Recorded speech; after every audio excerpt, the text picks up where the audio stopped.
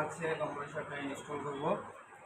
তো কম্প্রেসরটা আগে আমরা হচ্ছে নাটবোল্টগুলো খুলে নিয়েছি, পুরাতন কম্প্রেসরটা ওখান থেকে বের করে নিয়েছি।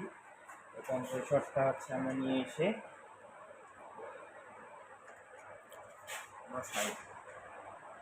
বসাই দিলাম। এরপর হচ্ছে এভাবে আমরা নাটবোল্টগুলো লাগাই দিলাম। এখানে একটা জিনিস অবশ্যই লক্ষ্য রাখবেন, আমার ইন্ডিকেট করে দিয়ে দিছে কোনটা সাকশন। তাহলে এটা যদি সাকশন হয় তাহলে এটা হবে চার্জিং, এটা হবে ডিসচার্জ।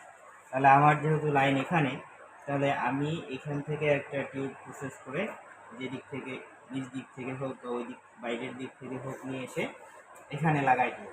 এবং এটা হচ্ছে সাকশন। সাকশনটা হচ্ছে এটার সঙ্গে লাগবে, কারণ এখানে ইন্ডিকেট করে দিয়ে দিছে যে এইদিকে সাকশন, তাহলে এটা চার্জিং এবং এটা ডিসচার্জ। তাহলে ডিসচার্জ লাইন আমার এটা, এই ডিসচার্জ লাইনটা এখানে লাগবে এবং হচ্ছে আমার সাকশনটা এখানে হবে। এখানে একটা নন রিটার্ন ভালভ হবে চার্জিং, মানে গ্যাস চার্জ করার জন্য। তো এটা হচ্ছে আমরা